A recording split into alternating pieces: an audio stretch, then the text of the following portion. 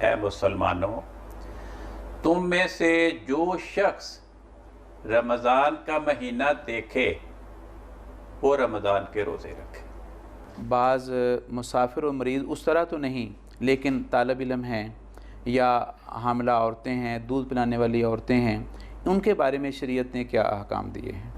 مثلاً ایک عورت حاملہ ہے، اگر وہ صبح سے شام تک بھوکی اور پیاسی رہے گی تو اس پر بھی اثر پڑے گا، اور جو بچہ اس کے پیٹ میں ہے اس پر بھی اثر پڑے گا۔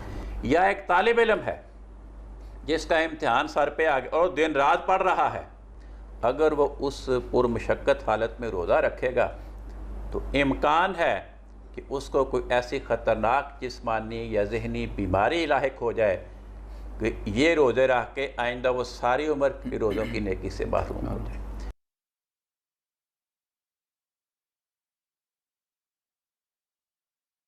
ناظرین کرام، رمضان کے حوالے سے مختلف سوالات اور مسائل کا سامنا ہمیں کرنا پڑتا ہے۔ ان کے جوابات دینے کے لیے ہم نے دعوت دی ہے محترم مولانا مبشر احمد صاحب کہلوں، مفتی سلسلہ احمدیہ کو۔ وہ ہمارے ان سوالات کا جواب دیں گے۔ السلام علیکم ورحمۃ اللہ وبرکاتہ۔ کہلوں صاحب، رمضان کے حوالے سے سب سے پہلے تو عموماً یہ مسئلہ پیدا ہوتا ہے، اور ہمارے بر صغیر پاک و ہند میں تو بہت ہی زیادہ اہمیت اختیار کر جاتا ہے کہ چاند جو ہے وہ آج نکلے گا بھی کہ نہیں، چاند نکلا بھی ہے کہ نہیں۔ تو رؤیت ہلال کے حوالے سے شریعت جو ہے وہ کیا رہنمائی کرتی ہے؟ بات یہ ہے کہ اسلام ایک بڑی ہی سادہ تعلیم دیتا ہے۔ بعض باتوں کے بارے میں چاند پہ انحصار کیا جاتا ہے، اور بعض معاملات میں سورج پہ اس کا مدار ہوتا ہے، اور پھر اسلام یہ دیکھتا ہے کہ انسانوں کو کس بات میں سہولت ہے۔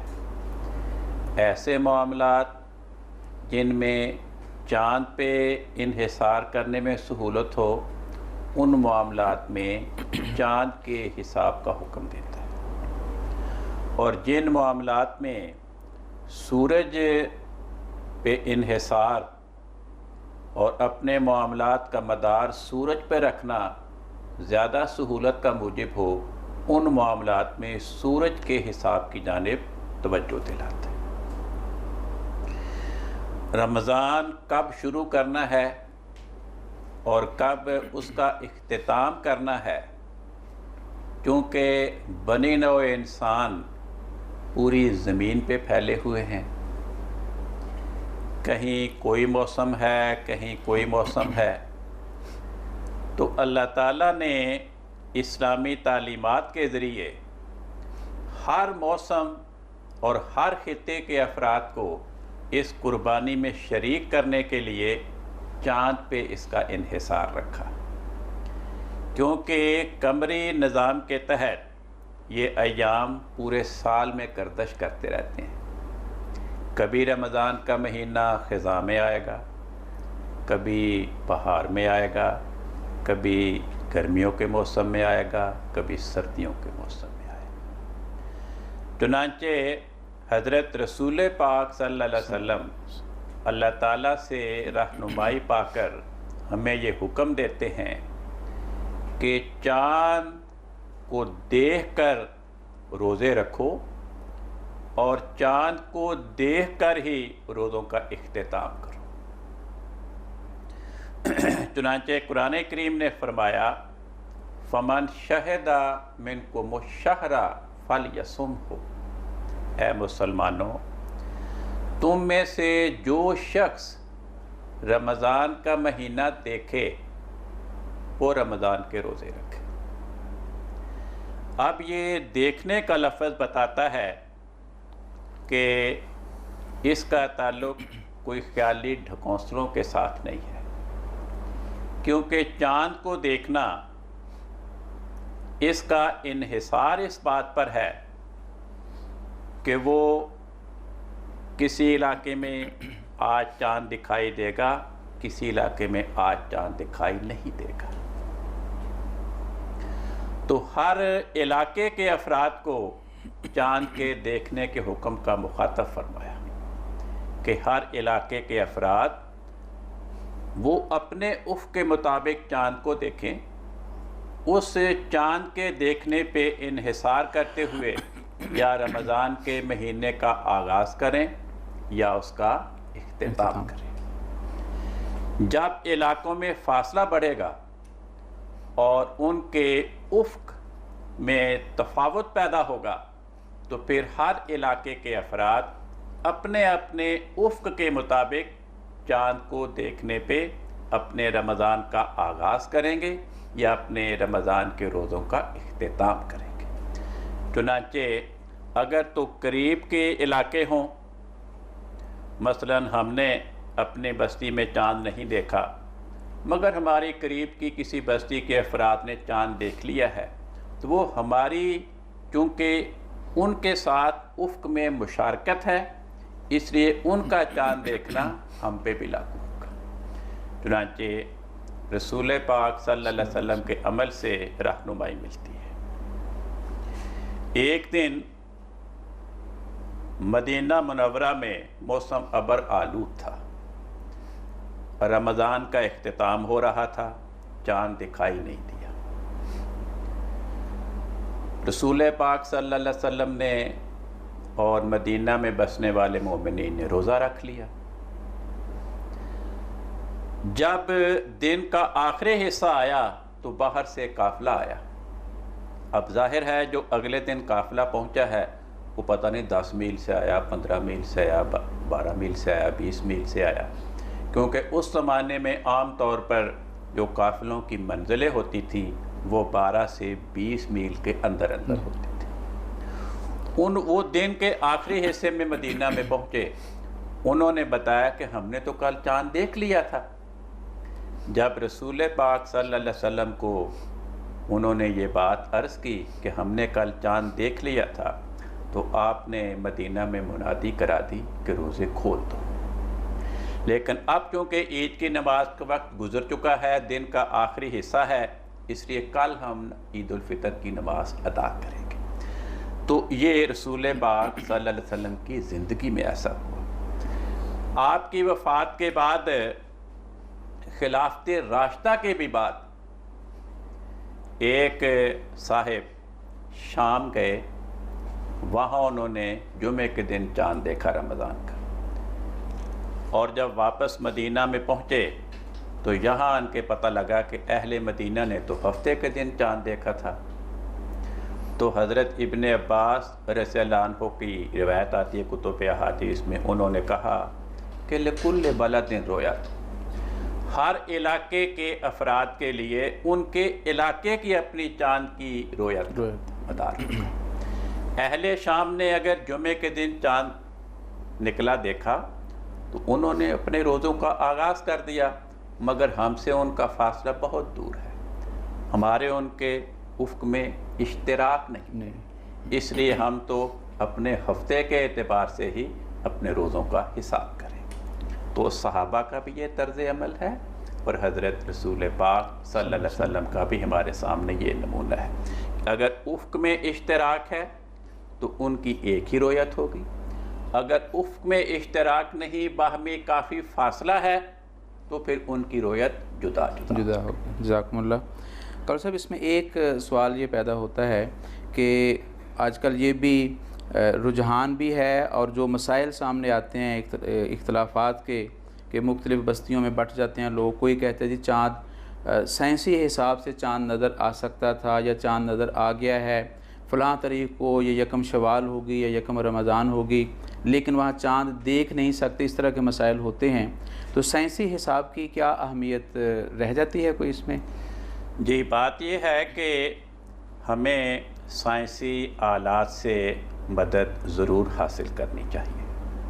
یہ اللہ تعالیٰ کے ایک انعام ہے کہ ہمارے دور میں اللہ تعالیٰ نے سائنسی آلات ایجاد کر دیے، انہیں اسلام کی خدمت میں ہمیں استعمال کرنا چاہیے۔ یہاں پر بعض اوقات لوگ غلطی کا ارتکاب کرتے ہیں، وہ رصدگاہوں سے آبزرویٹری سے یہ پتہ کرتے ہیں کہ جی چاند کس دن طلوع ہوگا، وہ ان کو بتاتے ہیں کہ فلاں دن طلوع ہوگا۔ یہاں تھوڑی سی غلطی ہو جاتی ہے، کیونکہ آبزرویٹری والے تو یہ بتائیں گے کہ فلاں تاریخ کو چاند زمین کے افق سے اوپر ہوگا، لیکن زمین کے افق سے کتنا اوپر ہوگا جی اس کا مدار ہے رویت پر۔ اگر وہ زمین کے افق سے 20 منٹ سے کچھ تھوڑا سا زائد ہو تو پھر اگر بادل نہ ہو، گرد و غبار نہ ہو، تو انسانی آنکھ اس کو دیکھ سکتی ہے۔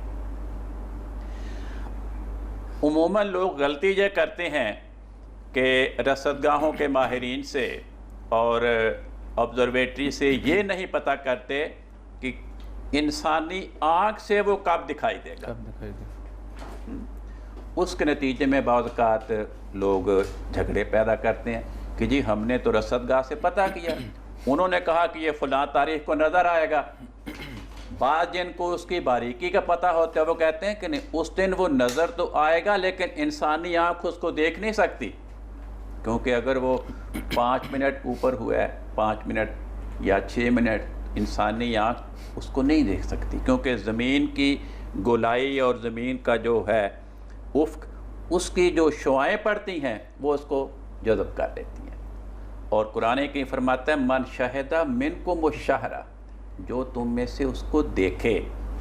تو سائنسی آلات سے ہم صرف اتنا فائدہ اٹھا سکتے ہیں کہ اگر بادل نہیں ہے، گرد و غبار نہیں ہے، تو کیا اس وقت انسانی آنکھ اس کو دیکھ سکے گی؟ وہ 20 منٹ سے تھوڑا سا زائد ہو تو پھر دیکھ سکتی ہے، ورنہ نہیں دیکھ سکتی۔ تو یہ باریک سا فرق ہے اس میں۔ گویا ایک طبقہ جو افراد کی طرف جاتا ہے اور ایک تفرید، دونوں کے درمیانی ہے کہ اگر بادل موجود ہیں اور سائنسی معلومات ہمیں یہ مل جائیں کہ اگر بادل نہ ہوتے تو چاند دیکھا جا سکتا تھا، تو پھر اس سائنسی حساب کو ہم صحیح مان سکتے ہیں۔ جزاکم اللہ۔ دیکھیں بعض اوقات یہ ہوتا ہے نا کہ بعض اوقات فاصلوں کی دوری کے نتیجے میں افق تبدیل ہو جاتا ہے، جی کہ اس علاقے کے افراد کو نظر آئے گا، اس علاقے کے افراد کو دکھائی نہیں دے گا۔ جی بعض لوگوں نے یہ بھی تجویز کی، اور ایک مرتبہ ہمارے ملک پاکستان میں ہوا بھی، 1950 میں یہ واقعہ ہوا پاکستان میں کہ مختلف علماء کو ہوائی جہاز میں بٹھا کر پائلٹس بلند سے بلند تر فضا میں جہاز کو لے جاتا گیا۔ جب 15,000 فٹ کی بلندی پہ جہاز پہنچا، اس وقت پائلٹ کو چاند نظر آیا۔ اس نے پھر جتنے علماء تھے سب کو باری باری اس سیٹ پہ بٹھا کے دکھایا، سارے نے دیکھ لیا۔ پھر جہاز نیچے آیا اور اعلان کیا گیا کہ جی چاند دکھائی دے گیا۔ اب یہ بات شریعت کے منشا کو پورا نہیں کرتی، نہ شریعت کی منشا کے مطابق ہے، کیونکہ جس طرح فاصلے کی دوری افق میں تبدیلی پیدا کرتی ہے، اسی طرح زمین سے بلندی بھی افق میں تبدیلی پیدا کرتی ہے۔ ہم یہاں سطح زمین پہ بیٹھے ہیں تو ہمیں چاند اس علاقے کے افراد کو دکھائی نہیں دے گا، لیکن اگر ہم زمین سے بلند ہوتے چلے جائیں تو ہماری نظر تو زمین کے افق سے اور نیچے چلتی جائے، تو وہ اس کے ساتھ پھر مطابقت نہیں رکھتا۔ جزاکم اللہ۔ قاری صاحب، قرآن کریم میں جیسا کہ آپ نے بھی اس آیت کا حوالہ دیا، فرمایا کہ کوتبہ علیکم الصیام، کہ نظر آتا ہے کہ سب کے اوپر روزہ فرض ہے۔ پھر آگے مریض اور مسافر کا استثناء بھی رکھا۔ تو اس میں بعض دوسرے ہیں، ہمیں یہ آپ ہماری رہنمائی فرما دیں، مثلا بعض مسافر اور مریض اس طرح تو نہیں، لیکن طالب علم ہیں یا حاملہ عورتیں ہیں، دودھ پلانے والی عورتیں ہیں، ان کے بارے میں شریعت نے کیا احکام دیے ہیں؟ بات یہ ہے کہ اللہ تعالیٰ نے ایک بنیادی اصول ہمارے سامنے بیان فرمایا لا یکلف اللہ نفسا الا وسعہا۔ اللہ تعالیٰ کسی انسان کو اس کی استعداد سے بڑھ کر کسی بات کا پابند نہیں کرتا۔ یہ موٹی بات بیان فرمائی کہ تم میں سے جو بیمار ہو یا مسافر ہو وہ رمضان میں فرض روزے نہ رکھے، وہ بعد میں کسی وقت ان چھوٹے ہوئے روزوں کو پورا کر لے۔ اب بعض انسان ایسے ہوتے ہیں جن پر بیماری کے حالات اطلاق پاتے ہیں۔ مثلاً ایک عورت حاملہ ہے، اگر وہ صبح سے شام تک بھوکی اور پیاسی رہے گی تو اس پر بھی اثر پڑے گا، اور جو بچہ اس کے پیٹ میں ہے اس پر بھی اثر پڑے گا۔ اب وہ بیمار کے حکم میں ہے۔ اسی طرح ایسی خاتون جس کے ہاں زچگی ہوئی اور بچے کو دودھ پلا رہی ہے، اگر وہ بھی صبح سے شام تک بھوک اور پیاس کو برداشت کرے گی، روزہ رکھے گی، اس کا دودھ کی کوالٹی پہ اثر پڑے گا اور بچے کی صحت پہ اثر پڑے گا۔ تو یہ ساری کیفیت اس کو بیمار کی ذیل میں لے آتی ہے۔ اسی طرح مثلاً ایک بوڑھا ہے،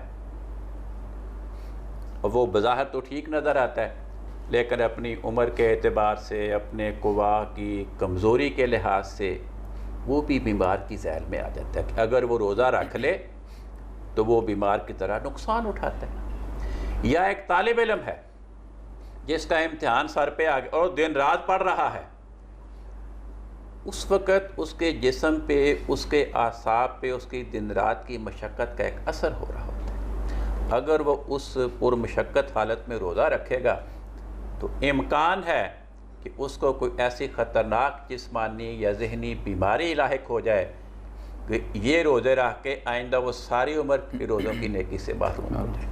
تو اس قسم کے حالات پر حضرت رسول پاک صلی اللہ علیہ وسلم نے فرمایا ہے کہ جو عورت دودھ پلانے والی ہے وہ روزہ نہ رکھے، جو عورت حاملہ ہے وہ روزہ نہ رکھے۔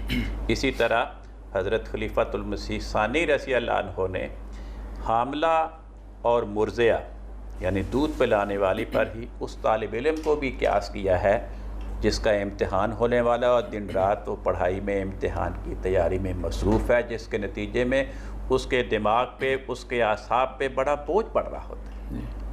ڈاکٹر صاحب، اس میں جب بیماروں کی ہم بات کرتے ہیں تو بعض اب ایسی بیماریاں بھی سامنے آئیں جیسے شوگر کا مریض ہے، بلڈ پریشر کا مریض ہے۔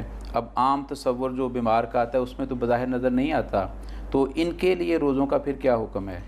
جی، ایسی بیماریوں کی دو قسمیں ہیں، بلکہ بعض اوقات ایک بیماری کی بھی کئی سٹیجز ہوتی ہیں۔ ایسی بیماری جس میں روزہ رکھنے کے نتیجے میں بڑھوتی کا امکان ہو اور مزید صحت کی خرابی کا امکان ہو، تو اس بیماری میں مبتلا فرد کو روزہ نہیں رکھنا چاہیے۔ اگر تو اس کی دائمی یہ کیفیت ہے تو پھر اس پر تو اس بوڑھے شیخ فانی کے حالات چسپاں ہوں گے۔ اگر ایک وقت مثلا شوگر ہے، اب شوگر کی بھی کئی سٹیجز ہیں۔ بعض شوگر کے مریض ایسے ہیں یا کولیسٹرول کے مریض ایسے ہیں کہ ان کی بیماری اس سٹیج پہ ہوتی ہے کہ ان کو روزہ رکھنے سے نقصان نہیں ہوتا بلکہ فائدہ ہو جاتا ہے۔ بعض کا حضرت مسیح موعود علیہ السلام کو شوگر کا عارضہ تھا، اس کے باوجود آپ روزہ رکھتے تھے، بلکہ آپ نہ صرف یہ کہ رمضان کے روزے رکھتے تھے، آپ شوگر کی بیماری میں شوال کے روزے بھی باقاعدگی سے رکھا کرتے تھے۔ لیکن پھر آپ پر ایسا وقت آیا کہ ایک رمضان میں ابھی آپ نے 8-10 روزے رکھے تھے کہ آپ کو شدید لو بلڈ پریشر کی اور غشی کی تکلیف ہو گئی، تو پھر آپ نے اگلے روزوں کا فدیہ ادا کر دیا اور روزے نہیں رکھے۔ اگلے سال پھر رمضان آیا، آپ نے روزے رکھنے شروع کیے، ابھی 10-11 روزے رکھے تھے، پھر وہی کیفیت طاری ہو گئی، پھر اگلے آپ نے نہیں رکھے اور فدیہ دے دیا۔ اس کے بعد آپ نے کئی سال رمضان کے روزے رکھے، حالانکہ آپ کو شوگر کی بیماری تھی، ذیابیطس تھی، لو بلڈ پریشر کا عارضہ بھی تھا۔ لیکن پھر جو آپ کی زندگی کے آخری 3 سال تھے ان میں آپ کو بہت کمزوری تھی، تو آخری 2-3 سال جو پھر آپ نے رمضان کے روزے نہیں رکھے۔ تو مثلا بعض اوقات کسی کو زکام ہو جاتا ہے، اب بظاہر زکام، نزلہ یہ معمولی سی تکلیف ہے، لیکن اس میں پانی اتنی کثرت سے بہرا ہوتا ہے کہ اگر وہ پانی نہ پیو تو بیماری مزید بڑھتی ہے۔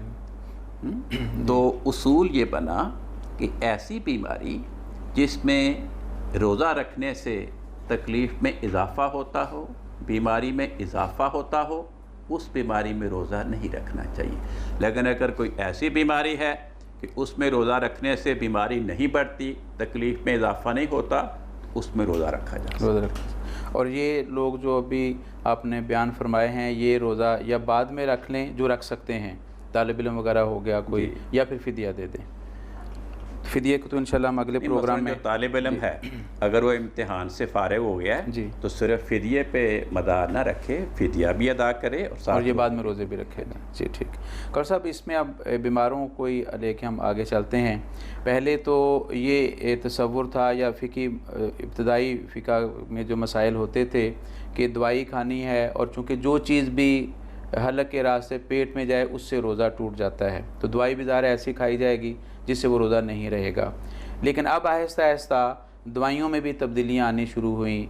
इंजेक्शन है जिसके बारे में एक तसव्वुर ये है कि चूँकि वो हलक के रास्ते पेट में नहीं जाता तो इंजेक्शन लगाया जा सकता है और रोज़ा नहीं टूटेगा, फ़र्ज़ करें ये एक तसव्वुर है।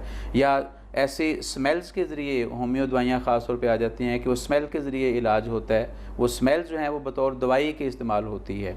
तो क्या इस तरह की दवाइयों से वाकई रोज़ा नहीं टूटता या कोई असर पड़ता है? देखें, बात फिर उस सवाल पे आती है कि बीमारी की नौइयत क्या है। जी। वो बीमार की अपनी तबीयत भी बता देती है, और अगर उसको अंदाज़ा करने में कामयाबी ना हो तो वो किसी मुआलिज से मशवरा कर सकता है कि मेरी ये बीमारी है जी। इसमें रोज़ा रखने के नतीजे में मेरी बीमारी बढ़ेगी या बीमारी को कोई नुकसान नहीं होगा। इसलिए सबसे पहले तो उसे अपनी बीमारी के बारे में खुद गौर करके, अपनी तबीयत का अंदाज़ा करके और किसी माहिर मुआलिज से मशवरा करके फिर फ़ैसला करना चाहिए। बाकी रह गई ये बात कि अगर वो कोई मामूली बीमारी है जिसमें रोज़ा रखने से तकलीफ़ नहीं होती और वो कोई मालिश कर रहा है या कोई खुशबू सूंघ रहा है, तो उससे रोज़े पे फ़र्क नहीं पड़ेगा। हाँ, अलबत्ता अगर वो इंजेक्शन के ज़रिए दवाई अंदर दाखिल कर रहा है तो फिर ये दुरुस्त नहीं है, जज़ाकुमुल्लाह। क्योंकि रोज़े में कोई चीज़ ऐसी जो अंदर दाखिल करें वो दुरुस्त नहीं। जी, जज़ाकुमुल्लाह। कौर साहब, अब हम आगे चलते हैं। सहरी के बारे में एक तसव्वुर, दो तरह के तसव्वुर पाए जाते हैं। एक तो ये कहते हैं कि सहरी खाना ज़रूरी है, और इस हद तक ज़रूरी है कि अगर किसी मजबूरी की वजह से भी सहरी नहीं खाई तो रोज़ा नहीं हो सकता, क्योंकि 8 पैरा रोज़े का हुक्म नहीं है। वो तो कहते हैं और मज़ाहिब वाले रोज़ा रखते थे, इस्लामी शरीयत ने इस तरह के रोज़ों की इजाज़त नहीं दी। तो सहरी खाने की ज़रूरत, और क्या इतनी ज़रूरत वाकई है कि रोज़ा नहीं हो सकता? बात ये है कि एक है उसूल जी, एक है मजबूरी, दोनों बातों में फ़र्क है। उसूल ये है कि हज़रत रसूल पाक सल्लल्लाहु अलैहि वसल्लम ने फरमाया कि सहरी ज़रूर खाओ। फरमाया सहरी का खाना खाने में खुदा ताला की तरफ से बरकत मिलेगी। ये आम उसूल है। एक है मजबूरी, मसलन किसी इंसान ने रोज़ा रखना है मगर उसके पास खाने का इंतज़ाम ही नहीं है, बेचारे के पास माली तंगदस्ती में मुब्तला है कि शाम को उसने खाना तो खा लिया था, अब सुबह का खाना मुयस्सर नहीं है। अब ये मजबूरी है। या वो कहीं लेट हो गया, किसी जगह खाना खाने जाना था, लेट पहुंचा, नहीं खा सका और सहरी का वक्त गुजर गया। या सो रहा था, जाग देर से आई, सहरी का वक्त गुजर गया।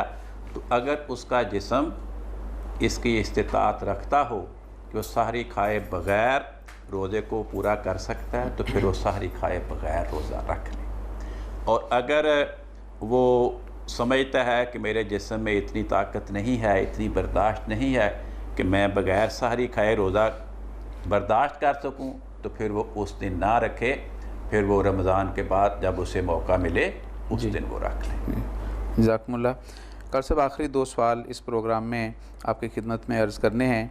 एक तो ये है, जिस तरह भी सहरी के मसाइल ही चल रहे हैं, सहरी का वक्त तो है लेकिन बाज़ ऐसे हालात का सामना करना पड़ता है कि फ़र्ज़ करें अगर गुस्ल फ़र्ज़ है, अब सहरी का वक्त भी निकलता चला जा रहा है, तो क्या सहरी से पहले गुस्ल करना ज़रूरी होगा या सहरी वगैरह खा ले और नमाज से पहले गुस्ल कर ले, اس کی کیا مسئلہ ہے؟ بات یہ ہے کہ غسل کا روزے کے ساتھ کوئی تعلق نہیں، غسل کرنا نماز کے لیے ضروری ہے۔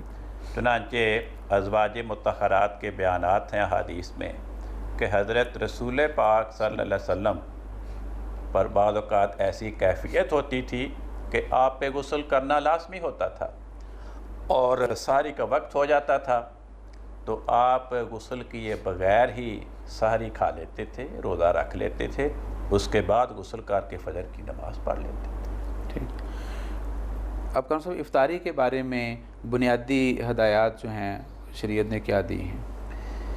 افطاری کے بارے میں لوگ افراط اور تفریط میں مبتلا ہو جاتے ہیں۔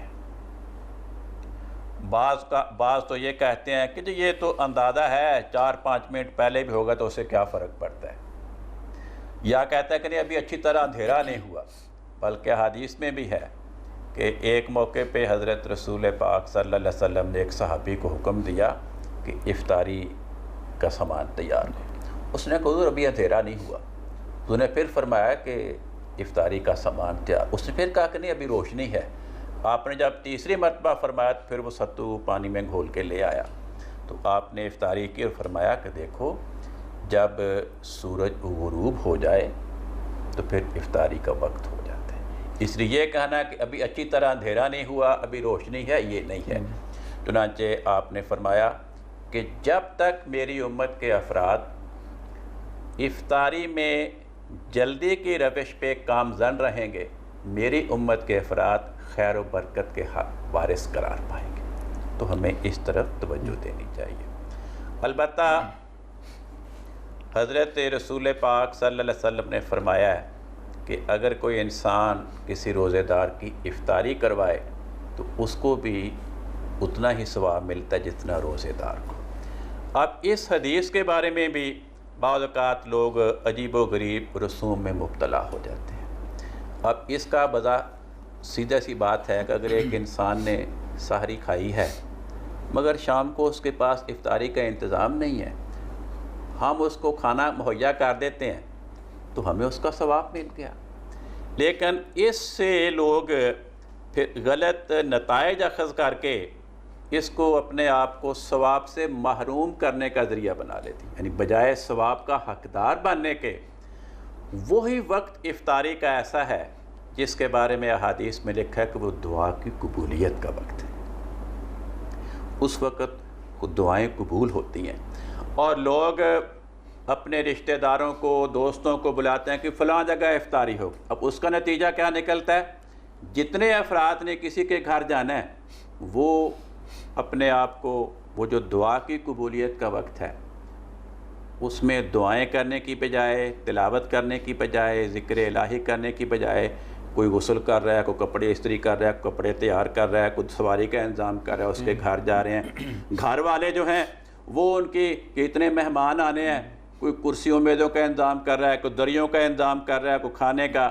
گھر والے بھی ان ساری برکات سے محروم ہو گئے، آنے والے بھی ان برکات سے محروم ہو گئے، اور پھر آ کر گپ شپ شروع ہو جاتی ہے، فلاں کا کیا حال ہے، فلاں کیسے ہے، فلاں کیا ہے۔ تو وہ وقت جو برکات کے حصول کا وقت ہے وہ اس حدیث سے ناجائز فائدہ اٹھاتے ہوئے اپنے آپ کو برکات سے محروم کرنے کا ذریعہ بن جاتا ہے۔